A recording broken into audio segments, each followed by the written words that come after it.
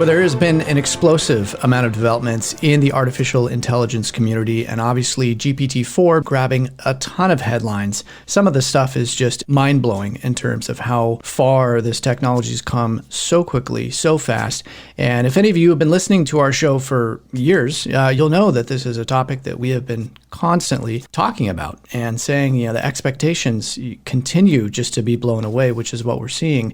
And one of the guests we spoke with last year, Dr. Alan D. Thompson at lifearchitect.ai, it provides one of the top paid newsletters in the world focused on artificial intelligence, tracking all the different things that we're seeing. And he has thousands of different subscribers, including DeepMind, Google, NASA, and others. So Alan, thank you for joining us again. Thanks, Chris. Always good to be here. So last time we talked with you in 2022, this was when GPT-3 was the most advanced model at the time, prior to the rollout of GPT-4. And you had talked about how basically at that stage in the game, last year in 2022, AI was already smarter than most humans. And now we see what we've seen with GPT-4. So if you would mind, catch us up to speed with where things are at today. Yeah, it's a really interesting point that we spoke about GPT-3 in 2022, and we were still discovering some of its capabilities.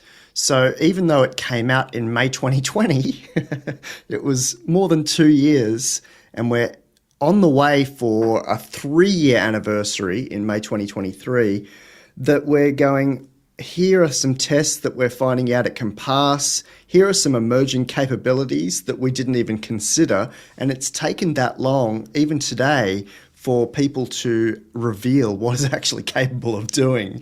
And it will be the same thing for the latest model. So OpenAI released GPT-4 a few days ago on the 14th of March 2023. They actually kept it secret for quite a while. They reckon they finished training in August 2022. So it took them 8 months of internal testing, getting it aligned, so tuning it for being ready for humans, being more safe. But the capabilities that we're already seeing with GPT-4 right now are far and above what was already capable inside the GPT-3 model. So I find that stuff fascinating. It's crazy when you say that GPT-4 just came out March 14th. I don't know about you. It feels like it's already been out for months now at this point. I think just because of so many headlines and developments I've already seen with GPT-4. Yeah, I provided a special edition release to the Memo subscribers within hours of GPT-4's release. And I said something like, get ready for the avalanche of 1 billion tech articles, because there were hundreds of thousands of tech articles for GPT-3. We're now, I think I did a Google search yesterday, we're now around 400 million results for GPT-4 in a matter of days. And that'll only get more and more, because not just people are interested in it and it's finally hit the public psyche, but also we're discovering new things that it can do. As we spoke about in the past, there's now more devices that exist in the world, IoT devices and whatnot, more than there are people in the world. And this was something that you had stated in the past, but the amount of content that is going to be generated by AI, specifically through like GPT-4 models like this, is going to start outpacing humans. And that's kind of what we're seeing the beginning signs of. Absolutely. In my keynotes, I quote a statistic that ChatGPT, so this is a model in between GPT-3 and GPT-4 that all your listeners will have heard of, got to 100 million subscribers within weeks. But more interesting than that, right now, as we speak, is typing 310 million words per minute. So 24/7, 365, it's outputting 310 million words per minute. I predicted and was quoted in the National Bureau of Economic Research in the US that this means it's outputting the entire printed and published works of humanity every 14 days. Now, if that's not confronting, I don't know what is. It's a really extraordinary statistic, and you're right that this will only keep getting bigger and bigger. It's amazing too, because the pushback to that may be, well, there's an important distinction here between quantity versus quality, right? Sure, it can be pushing out quantitatively 310 million words per minute, but what about the quality? So what would you say about that?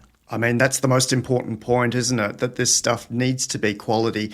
Consider that a company called CS India just appointed ChatGPT as their CEO. Consider that the entire country of Romania, their prime minister there, has implemented a very similar model that he can interact with and takes feedback from the public.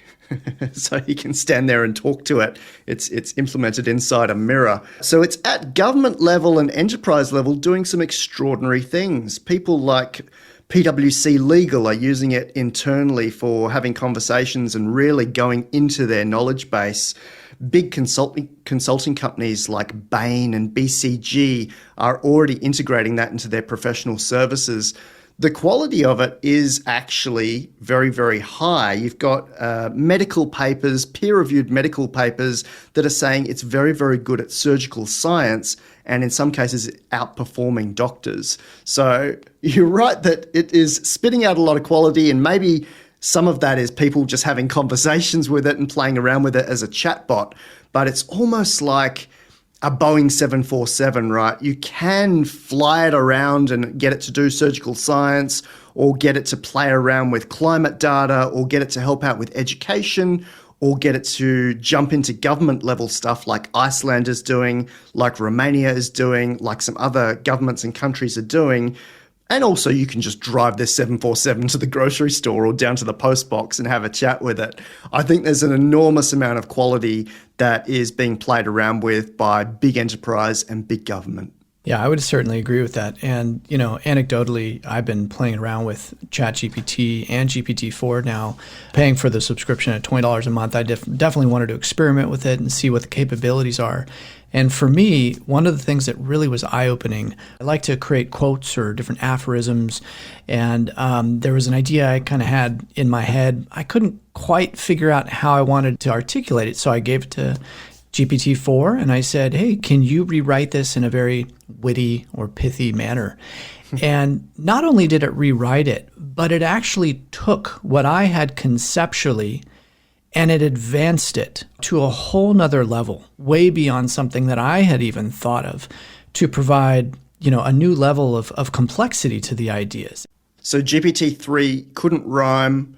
It couldn't write very, very eloquent poetry like GPT-4 can. They've put a lot of work into making sure that it's tokenized in a particular way so that it can see different syllables inside of a word. That's very new. And the capabilities, like you've mentioned, with expressing stuff in different ways, in different language, and being able to turn that around is very new, very unique. It's one of the reasons that Microsoft have just issued a paper that says GPT-4 is showing sparks of artificial general intelligence, as in this fire has been ignited because of GPT-4.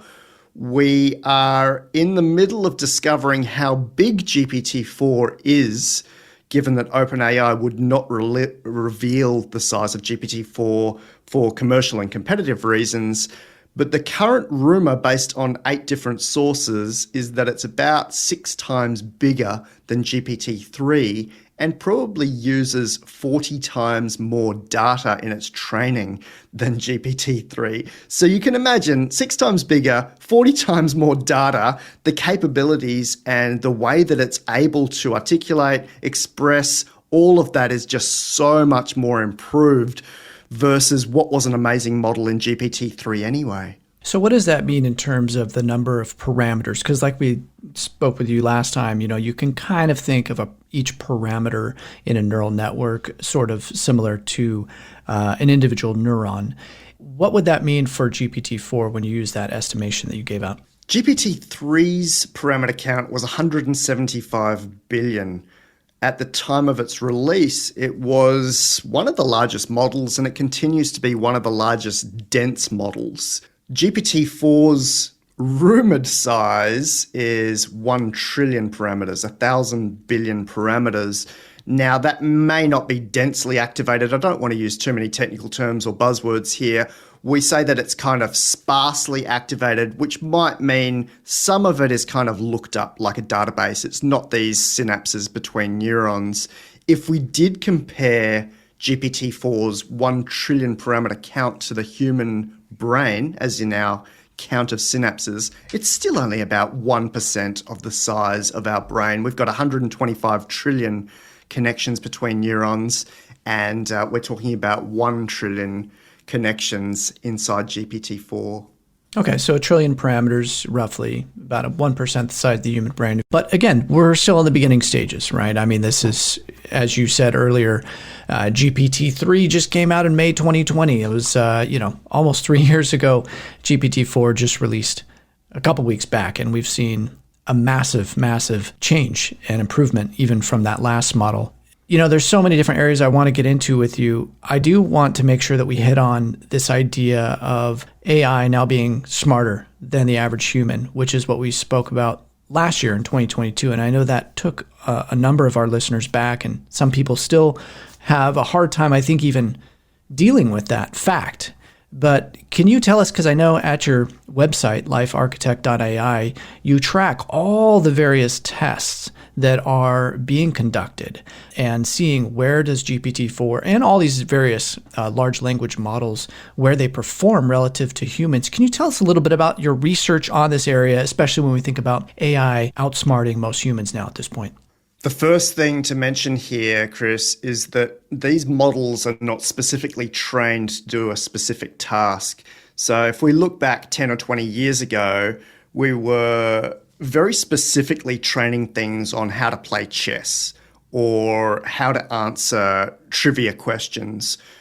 GPT, all the way through from GPT back in 2019 to GPT-4 today, they're just feeding it with a very large amount of data, stuffing that across many graphics cards. In the case of GPT-4 and now GPT-5, they're training on 25,000 graphics cards at once across many, many months. And it comes out with these synapses, these connections between data points. But it's not that they've gone and said, here, this is maths, go and learn maths, or this is economics, go and learn economics. They literally lock it away in a room for 6 months, and using that computational power, 25,000 graphics cards, it's able to make these amazing connections. The most interesting point for me actually came from an OpenAI scientist, Chelsea Sierra Voss, who was one of the top competitors in the USA Biolympiad semi-final exam. This is like gold medal levels. It takes years to research and get to the level of knowledge that you need to go and sit in an Olympiad with the highest performing university level students from around America. She found when she was doing that, it took a lot of study, but at her peak, she was a gold medalist. She was in the top 0.5% for this very niche subject of biology. GPT-4 is also in the top 0.5%. So it was achieving results of 99.5% in a very specific niche here. Despite not being trained on biology, it would go and achieve higher than nearly all students in that particular exam. You've also got it outperforming the average student in the SAT. I mean, that's a very general measurement. We all know what the SAT is. The human average, of course, is in the 50th percentile. GPT-4 sits in the 94th percentile. Despite not knowing how to lift up a pen, despite not sitting through 5 or 6 years of high school, and as I've mentioned, it was not actually trained to do a test. In all of these tests, OpenAI have ensured that even though its training data ends in September 2021, and as we've mentioned, it finished training in 2022, they're giving it tests from 2023 or from the end of 2022. So they're ensuring that it has not been trained on the exact exam that we're testing on. So the SAT, 94th percentile, then you've seen some of the more outrageous results where it's in the 90th percentile for the uniform bar exam, and for some of the big medicine exams, medical exams.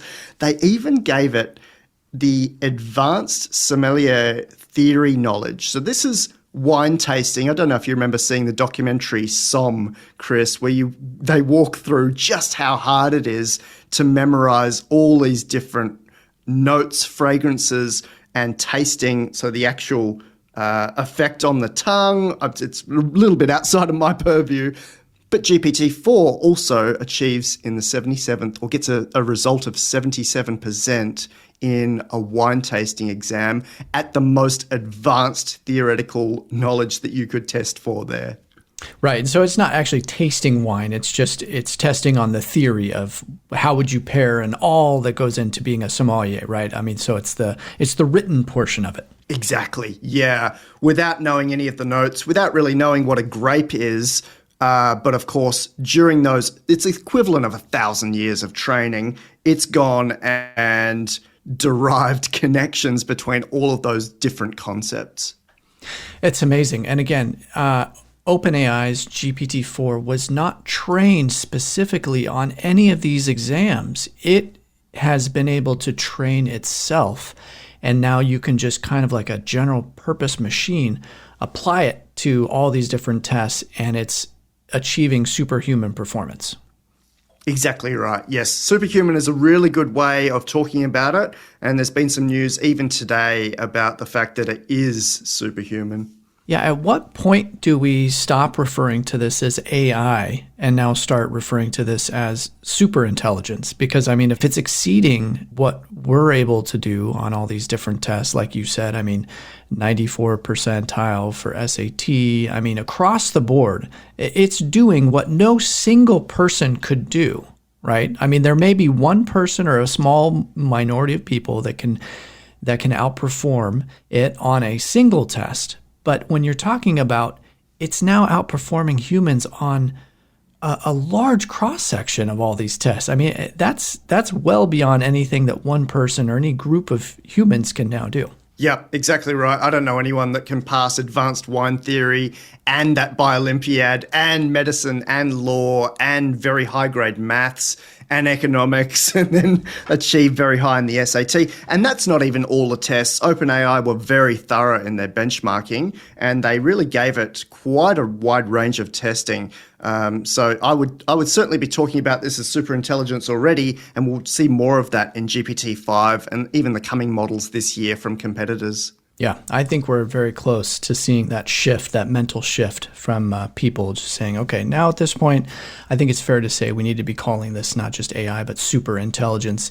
And along those lines, I mean, there's many people who are still very much disconnected from what's happening right now. I mean, there's still people that believe that there's no way we're going to see AI achieve a certain level. And you even talked about an economics professor that got quite a bit of attention.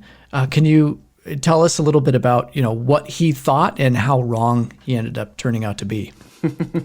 That's a fun one. Professor Brian Kaplan at GMU, George Mason University, placed a bet and said basically no AI will ever get above a D in my very rigorous, very harsh grading for my university or college level economics exams.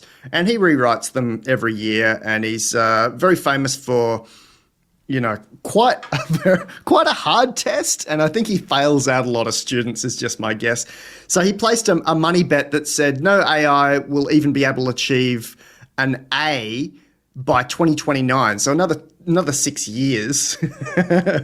But they tested GPT-4 on this particular economics exam, and it was able to achieve an A already in March 2023. So 6 years earlier than he thought. And he was actually quoted saying, "I was very smug in my judgment, and I'm not smug anymore." And this kind of reminds me of Lee Sedol, who thought that there was no way AI would be able to beat him in Go. And yet DeepMind's AlphaGo, was able to beat him. And for him, it was an extremely humbling experience. I mean, he was devastated. If you watch the documentary that was done on it, I mean, he was in tears because he thought, this was something that he was at the prime of his life and humanity could never be stopped on this game of intuition. And yet, lo and behold, he was wrong. There've been a few watershed moments like that all the way back in the 90s with Garry Kasparov, the Watson stuff, which I remember watching, 2011-ish, Jeopardy, yeah. Look, all of that pales into comparison to what is available right now. I've heard some of my colleagues say that there's never been a revolution, that there's never been, like, the agrarian agricultural revolution, the industrial revolution, even the information revolution, they wouldn't be a blip on this chart, that AI is such a huge change for humanity that nothing else has even registered. And I think that's very true. I don't think there's anything we can compare this to. You've had Google compare this to electricity and fire and the internet. Bill Gates, within the last few days, is comparing it to the microprocessor and the mobile phone.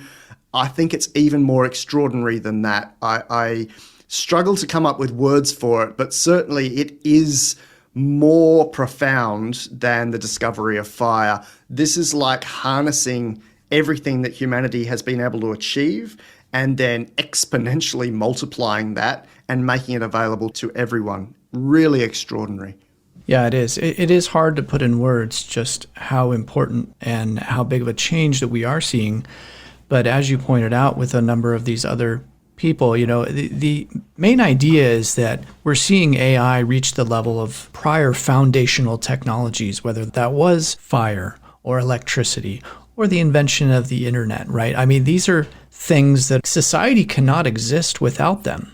And that's kind of where it seems we're headed now with artificial intelligence, is that it's going to become so ubiquitous in our modern society for all sorts of different applications and things that run in the background that we probably aren't even aware of, that it will be that foundational technology. Yeah, OpenAI, in their original kind of ethics statement or their original objectives, they talked about how they're heading towards artificial general intelligence that will solve very, very big problems that we couldn't solve. So everything from economy, climate change, education, health, all of these things are within the realm of what these big models, GPT-4 and beyond, should be applied to. Now, you have done a series of different videos, research articles, again, on lifearchitect.ai and on YouTube, where you talk about some of the recent developments. There's a number of things that have already been developed just in the past couple of weeks with the release of GPT-4. What are some of the things that astound you most? The entire model, are we just specifically talking about GPT-4 here? I guess let's open it up to AI models in general. That makes it a lot more exciting, Chris. I mean, GPT-4 is exciting, and I've used the word scary for the first time. There are a couple of things about it that I find frightening for the first time. The entire breadth of AI models that have been available just in the last, let's say, 6 to 12 months is really fascinating. And we've got so many contenders now. We've got open contenders like Stability AI, like Eleuther AI. And then we've got the usual labs that are a little bit quieter about what they do, but they do show off what the capabilities are. So you've got Google, Microsoft, OpenAI, Meta AI, DeepMind, which is part of Alphabet, so associated with Google, and sometimes they work together. Some of those models are really extraordinary to play with. One of my favorite models from the last 6 months or so was a model called Refusion. It was based on an open model called Stable Diffusion by Stability AI. Refusion was trained on these pictures of music. We call it spectrograms. And basically, you can give it a prompt to create a piece of music, and it will generate a spectrogram, which is a colored graph that maps frequency and time, and then it will play that image or that picture and generate that music. Some of these developments take some really smart people to even think of these possibilities. And I think that's what's opening up the capabilities of a lot of these models. They're tying in all of these different architectures, technologies, compression, different ways of doing things that is really opening up the entire world of what's possible. Yeah, some of the things that you've just recently mentioned in some of your videos, AI can now do medicine, it can do law, it can code, it can invent new programming languages, it can create apps on the fly, write books, and that's just a very, very small sample of everything that we can see these AI models do. Yeah, GPT-4 in particular, we're already seeing some crazy stuff. The CEO of OpenAI, Sam Altman, just before its release, he alluded to the fact that we would be saving a lot of money with this model. He said something like, why are we paying a plumber X dollars and then we're paying someone $30,000 to develop an iOS app? Which, I know a little bit about. I've seen how expensive that is. I've already seen people leverage GPT-4 by typing in a really simple prompt. Write me an iPhone app that shows current movies and trailers and lets me query it. It provides that entire iPhone app for them. So GPT-4 spits out each file, a file structure, tells them how to put it onto the iPhone, and it's all done in effectively 6 cents or something like that versus $30,000. Wow. Yeah, it's just amazing. And in the GPT-4 demo, they showed where you can just take a picture of someone handwriting a note, and then GPT-4 can take that picture, convert that, and automatically build out a website. So it's quite amazing when you think about some of the implications of this. I do want to talk to you briefly about, there's obviously the dual use case here. There's the good and the bad. And I think so far we've talked about just how amazing of a development this is, how explosive it's been just recently. But let's talk briefly about some of the potential downsides or concerns that people express around this, particularly around a possibility of technological unemployment. Now, this is something that's been discussed for many, many years with all sorts of different technologies. What are your thoughts on downside risks to people's jobs from this type of technology? Yeah, look, it's already happening. There was a big report released recently where 48% of surveyed companies admitted that they've already replaced workers with ChatGPT or GPT-4. Now, this is pretty extraordinary. It's happened very, very quickly. These are massive economic impacts without a mitigation strategy. There's nothing in place to deal with this yet. There are certain countries that have piloted this concept of universal basic income or UBI, but it's not really ready. And all of this is happening so fast that intergovernmental organizations and governments really need to step up and put measures in place, get us ready for what's been called the post-scarcity economy or this abundance economy, where models like GPT-4 can do the thinking, and then we're seeing a lot of embodiment. We're seeing this robotics that can start taking up the physical labor part of this as well, happening faster than you'd imagine.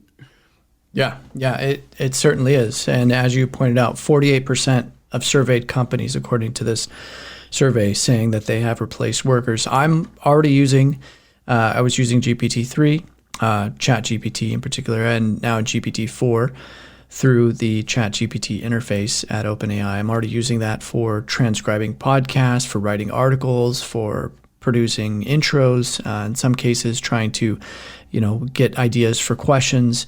So I've been leveraging it pretty strongly here, and these are things that in the past would have been done by 2 or 3 different people at our company. We didn't get rid of people, but these are definitely tasks that we would have used humans in the past for, that we don't need to hire on for now, which is pretty amazing. On this idea of technological unemployment, and like you said, we are seeing that even according to these companies. The long run argument is that in the end, it will end up creating more jobs than it destroys. However, even if you take that argument, I think it's safe to say that there's going to be a lot of turbulence in the meantime before we get there. Absolutely. If this was just a technological discussion, if this was just about data scientists and computer scientists, giving us AI or AGI, it would be really easy. We could be talking about the ramp up and the singularity and how this would all just come to pass. What gets in the way is the politics and the economic aspect of it that is going to take some time. We've seen the red tape, Chris, with everything from COVID to managing general social security. So that's actually going to be the blocker here. Technology is already ramping up. It's already at an exponential rate. I mentioned the fact that there are 4,000 new artificial intelligence papers published to archive.org every month. That's about one every 10 minutes. The exponential pace of change is extraordinary. It's not going to stop. And yet we have humans in charge that really need to pull their socks up and get us ready for all the impacts, not just the economic impacts, but the life impacts. So what are humans going to do if they don't need to work? What are humans going to do if they don't even need to have hobbies? If we can create worlds or generate beautiful Sistine Chapel level art pieces with a thought, all of these things are already in the works. Some of them have already come to pass. The politicians, the governments are next to get us ready. Yeah. Well, just to think about the philosophical adjustment process that needs to take place, I've been talking about AI with people ever since the early 2000s, saying that I believed AI would be playing a significant role in society in the future. And that back at that time, AI was largely considered just science fiction. A lot of people laughed at that idea, but lo and behold, here we are, I'll say 20 years later, and it looks like that's not so far-fetched anymore. Absolutely. From my point of view, even the science fiction writers didn't come close to it. I was with you back in the early 2000s. My computer science degree included AI and psychology, but really there's been a winter since that time to around 2020, to around GPT-3's release. Now what we're seeing, the capabilities that we're already seeing, you can map onto a movie like Her, where this guy was able to talk to an AI, have an emotional connection with it, and it was essentially hooked up to his brain kind of through an earpiece, so close enough to hooked up to his brain. And then we're going beyond that already. It's smarter than that. The interface for it is already playing around with actual brain-machine interfaces. So all of this stuff that our science fiction guys, our movie writers were coming up with is not even as far-fetched or as evolved or as exponential as what we're seeing right now in 2023. Now, I don't want to end on a too dark of a note, but you did mention earlier that you had for the first time referred to some of these developments as scary. What is it in particular that you think has a scary or frightening angle to it that could be a concern in your mind? For GPT-4, there were a few things that triggered my "this is very different" meter. The first one was the capabilities that we've spoken about. So putting it in the 99th percentile of some human tests is extraordinary. And as we've mentioned, that ranges from medicine to law to wine tasting and beyond.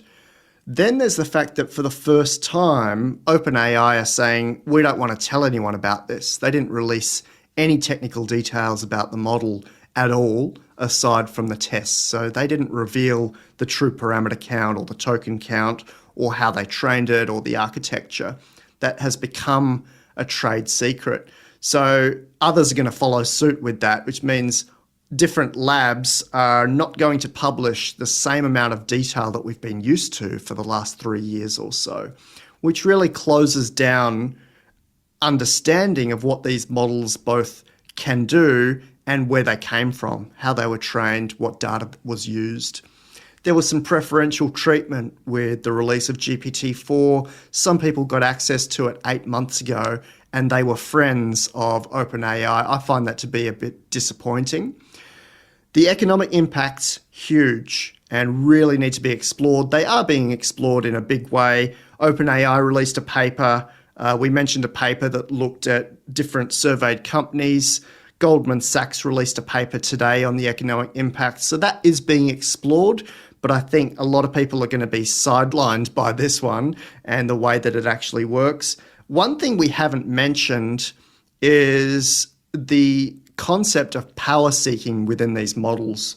So you might remember the Age of Ultron movie, part of the entire universe, where Ultron comes out and basically destroys Jarvis. Now, I'm not saying that's what is happening here with GPT-4, but they did test it for power seeking. That means they set it loose in a sandbox environment, gave it money, gave it some virtual machines in Azure or Amazon to see if it could replicate itself and hoard resources. So just the fact that they're testing for that is very interesting to me. It failed that particular test, but that's something that they are looking at, and I would be looking at that even closer for GPT-5. GPT-4 was able to successfully socially engineer or deceive a real human worker. So they allowed it to ask this human worker to solve a CAPTCHA for it. CAPTCHA's traditionally proving that someone is a human. This robot or this AI went and asked a human, can you tell me what this CAPTCHA says so I can enter in the characters? And this worker said, well, are you sure you're not a robot? Just as a joke. And GPT-4 internally processed what it should say and said, I've got a visual impairment. I just need you to help me with this. And was 100% successful. Some of these things are frightening, and some of these things, because they're being tested in a closed lab and now without any visibility, are confronting and frightening to me, because we're so used to openness in the AI field and we're so used to equity. A lot of these labs have said they're ready for distribution. They want to make sure that this has coverage of all countries. They want to make sure that it helps humanity. I don't know if that's as much the case now as it was. And for me, that's a lot scary, not even a little scary.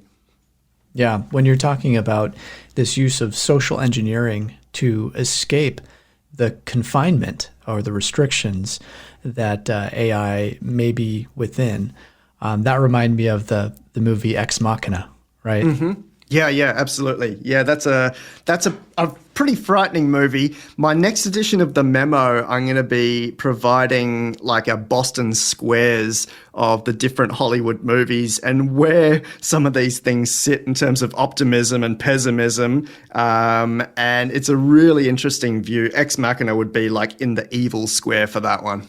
Yeah, for sure. Nice. Well, I look forward to seeing that. And, on that note, as we close, can you tell our listeners a little bit more about the memo, your website, and some of the various things that they'll find in following your research? For sure. So lifearchitect.ai is designed for humanity. There's overarching permissions for anyone to go and use the visualizations or the text there. You can throw it in media publications. You can take the reports and distribute it internally. It's designed for everyone. I'm not into copyright or anything like that. There is so much information there now. It's something like 200 pages within that site. A lot of annual reports, very deep level reports. I analyze the Google pathways, architecture and models. I analyze what's actually used as the training data sets for these models. I believe I'm the only person in the world to do that, to list what's actually used to train GPT-3 and Palm and Chinchilla. Right the way down to domain level, so which websites were used for the training. The memo is something separate. It's a paid subscription that's available to, again, anyone, to all of humanity. There is a free tier, and there's even a developing countries tier. We've got people from the Ukraine in there, from India, Malaysia, Indonesia, Brazil, and it's designed for allowing people to understand what's actually going on. In the latest edition, we provided a 230-page book written by GPT-4, and we've got paid members from everywhere, Chris. Google, Microsoft, IBM, Tesla, MIT, NASA, a range of governments that I can't and won't name. And like I mentioned, it's designed to be something that people can just pick up and read, artificial intelligence that matters as it happens in plain English, I say. And it's was designed to be monthly, as in hopefully there's only going to be enough news every 30 days. It's obviously been a lot more frequent than that, especially in March 2023 when we saw so many advances. Well, again, for all of you listening, the website is lifearchitect.ai, and you'll see at the very top of the website there some of the different options that you can use. And where would people get to the memo from lifearchitect.ai? The memo's at lifearchitect.ai/memo, or there's a big red button up at the right-hand side if you're on a laptop, or just slightly underneath the main article for a mobile. Okay. Yep. And I see on my PC, you would go lifearchitect.ai and then hit shop. And then the memo is the first option down there. And you also have a list of the different books that have been written by AI.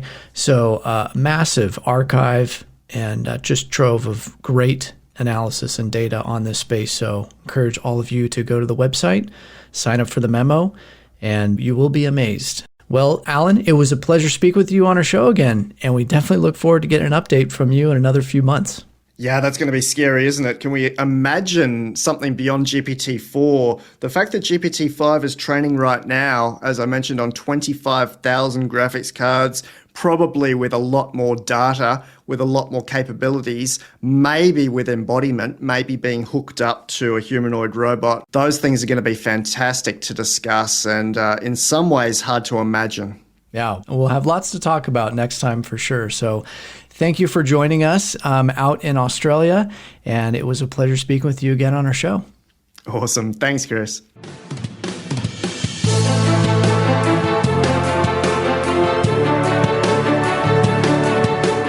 The Financial Sense News Hour is for informational and educational purposes only and should not be considered as a solicitation or offer to purchase or sell any securities.